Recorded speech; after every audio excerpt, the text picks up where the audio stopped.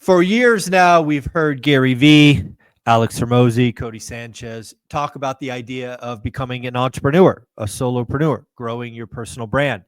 But a lot of things are ignored, like how do you actually finance business acquisition?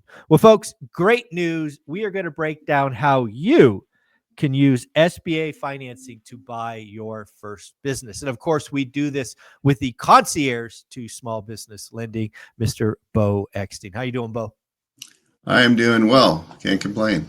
There you go, folks. Well, again, one of the things I appreciate about One Rental at a Time is my guest value appearing on the show. And we had some scheduling issues. So we actually are doing this one a little bit earlier than most. So I appreciate you getting up early and doing this with us, Bo.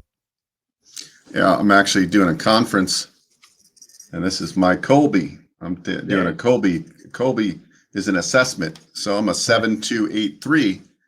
And it's interesting learning about yourself. I like the Colby. I'm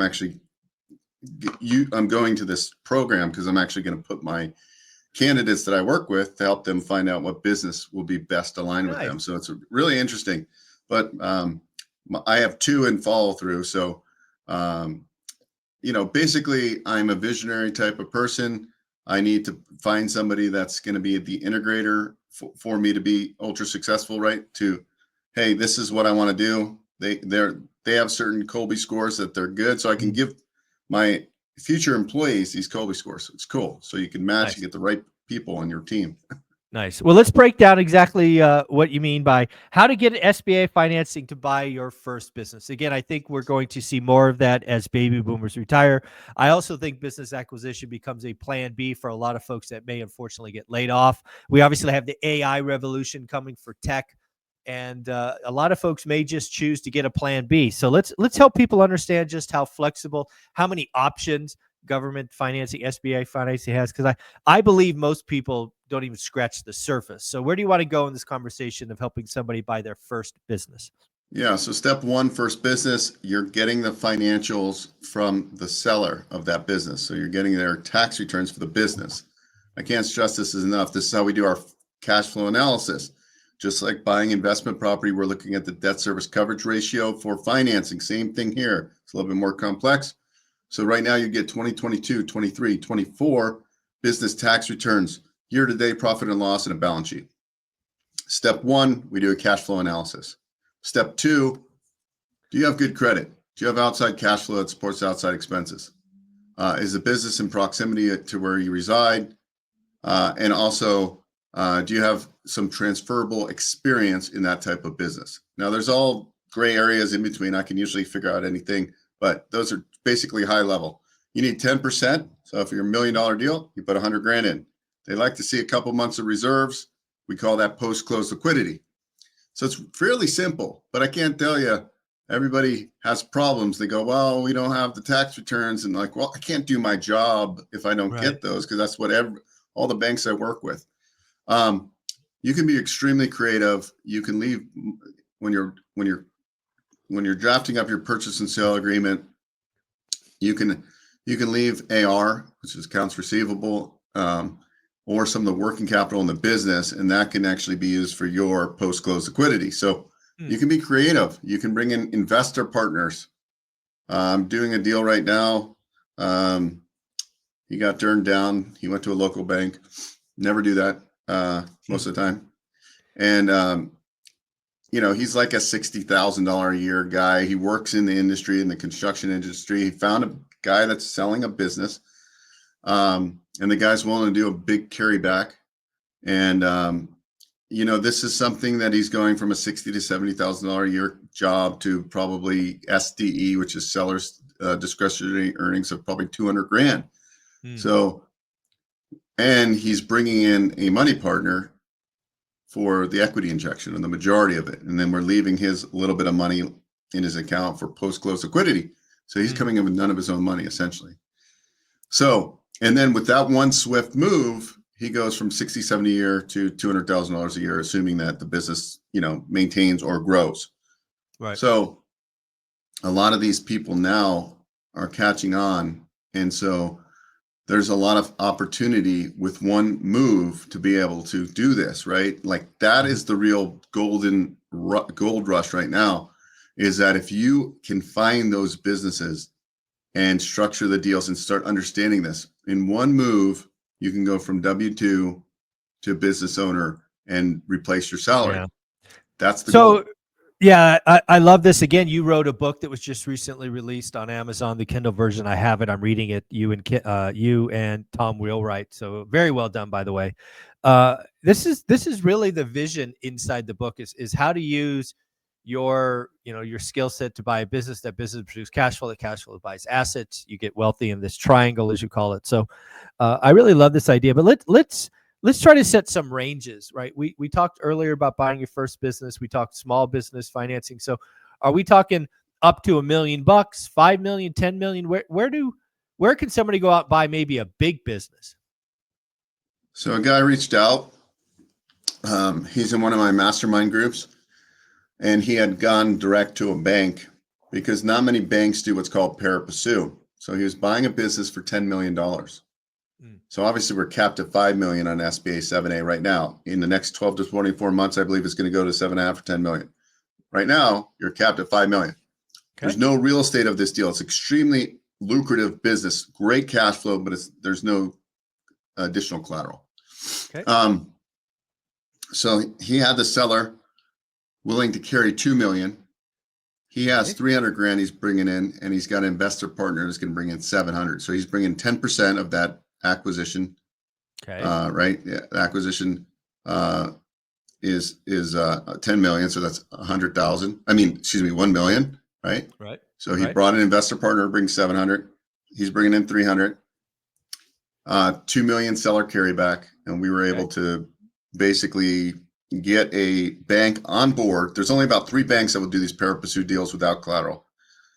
So he had brought it direct to this bank, and they might be able to do it, but I basically got him a term sheet from this bank yesterday with really good pricing. Nice. And the bank's willing to do a $5 million SBA 7A with a $3 million conventional pari passu piece. So anyway, it's still got to be, we've got a term sheet out. It's got to be fully underwritten, which takes about another 11 or 12 days from when we gather the additional documents. Sure. But this business is huge, right? The guy's already successful. I mean, he's a young, I mean, like this guy's probably going to be a whale. He's under 30. Wow. Buying a $10 million business. Yeah. That spits off a lot of cash flow. So, that's an extreme end. Not everybody's going to be buying $10 million businesses off the bat. But so what I heard you say is, again, the average person watching this, not a young gun, who's got a bunch of assets and a track record. SBA goes up to 5 million. Currently, there is talk of raising that limit. But again, so SBA caps out right around $5 million loan. Yeah. But we can also do SBA 504 for real estate deals. Yeah, so, for stuff that has collateral, right? Right, yeah. So that's the 504. So the other day, a guy called me, said, "Hey, I went to my bank. I went to Chase. He didn't seem like he's getting straight answers. Guy owns a restaurant. It's a non-franchise restaurant. He's owned restaurants his whole life. His restaurant does $7 million in revenue, top line. Wow. And he said, "Hey, I'm in like a 1980s property that I'm leasing. And the landlord's increasing rent by 30% next year, and the bathrooms don't even work. And this is like a decent high-end steakhouse."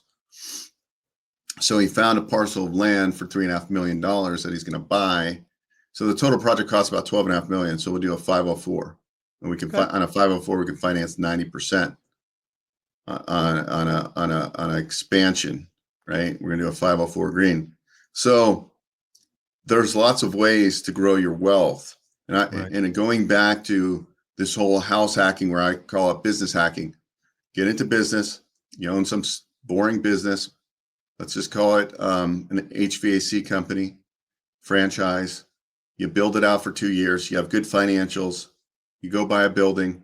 You occupy 51% because that's the requirements. You lease out the other 49%. That covers most of your debt. That's why I call it business hacking.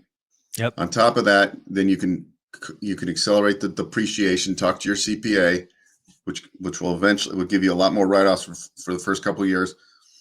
That's going to increase your cash flow. Then you go buy more rental properties, right? Like, and Yep. you grow it. Like, and that is like the foundation of why I came up with the triangle method, because I realized that, like, I've tried pretty much everything. I tried to flip houses. I'm like, well, it's not sustainable for me to make a living flipping houses. Are there people that do it? Yes. It just, for me, I didn't want to devote 100% of my Yep. time to flip houses. I wasn't a wholesaler.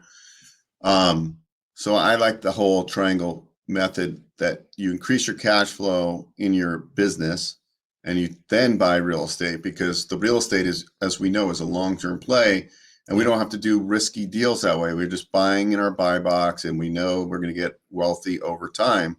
And then we couple that with the tax advantages, and that's why I started getting into like studying taxes right now. I'm like, at night, I'm like listening to all this stuff, and it's amazing because there's a lot of stuff that I didn't even know.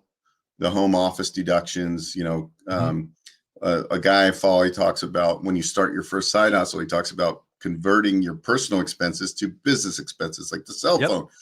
Yep. So I think if we just keep educating ourselves and understanding that there's all these tools out there, and when I realized how amazing SBA is, because we always talk about in real estate investing creative financing. SBA is like the most creative financing vehicle there is. You can do 100% deals. You can do expansion deals with none of your own money out of pocket once you have an established business. You can do rent replacement deals. You can do construction deals. And then the last piece I want to talk about is USDA BNI. It's another government guaranteed product. It's business and industry. So there's a lot of areas that have populations less than 50,000. These have to be collateralized, these deals, but you can do up to $25 million deals. So a lot of hotels in these rural areas. So it's a population of less than 50,000. So this year I set out, part of my journey this year, mission is to do more USDA, because it's such a valuable tool if you're in these smaller markets. A lot of people in real estate, in the short-term rental space, they're buying these motels. I'm doing a lot of motel financing right now. And those are usually in these, more rural towns. And there's a lot of opportunity because those are all mom and pop owned, and haven't been touched since 1975. You go in, you add technology to it, and you remodel the units, and now you have a much higher valuation in that building. I'm doing one right now, and they're buying it. They did it pretty creatively, but essentially they're buying it for $1.7 million. And we've got, based on our plans, as stabilized value of $2.8 million once they do the rest of the remodel. So there's a lot of ways to build, and we're doing 100% financing on that, because this is Nice. their second motel. Business expansion. So you can create a lot of wealth if done well with government guaranteed lending. And right now, until they tighten it up, it's a good time to get into a business and use your W-2, because don't quit your job right off the bat, even if that's your intention, because that W-2 helps you get the loan, because it shows you have outside income, keep your credit good. I mean, most W-2 employees, assuming their credit's good, are going to have an easy time as long as the business is cash flowing. And you can do startups. It doesn't necessarily need to be a business acquisition. We talk about franchises.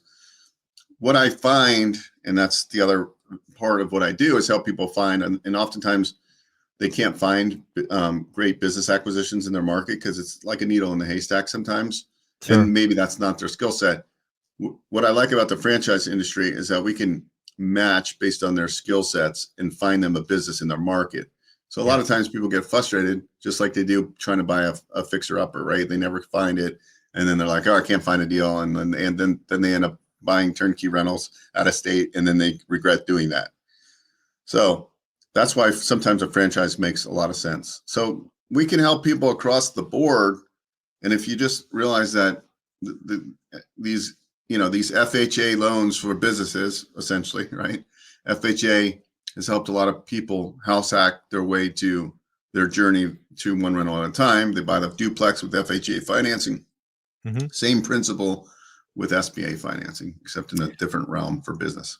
Yeah, I think there's a lot of things that the average American, certainly the average W-2 employee, myself included, don't understand. There's a lot of ways the government, just like mortgages, can help you with small businesses. And I would encourage more and more folks to reach out to you, onerentalmeeting.com. At least get started, figure out where you are, maybe take one of the assessments, figure out what is right for you. Because again, owning a business is a way to have kind of plan B. You don't have to be in the business, maybe just managing and have a GM run it. I think there's a lot of folks that could do it, whether that's buying an existing business, looking for that franchise, or just getting a taste with vending. It seems like a lot of One Rental at a Time followers are giving it a shot with 8 to 10 vending machines, which I like to see. It just means it's kind of that appetizer to owning a small business, which is a lot of fun. Bo, any closing thoughts? No, I'm excited for this year. I feel like there's a lot of negativity out there, but I feel like this year is actually going to turn out to be probably one of my biggest years. So that means that I'm helping a lot of aspiring entrepreneurs become successful business owners, and that's my mission. So I'm pretty confident that it's going to be a great year for opportunities.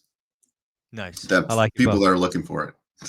Bo, folks, at the end of the day, if you've ever thought about buying a business, you're excited by Gary Vee, Alex Mosey, Cody Sanchez, but you just want to talk to somebody in the real world, somebody that's helping folks each and every day, do me a favor, go to onerentalmeeting.com and book your 15-minute call. Again, Bo, you're amazing. Take care. Enjoy your day.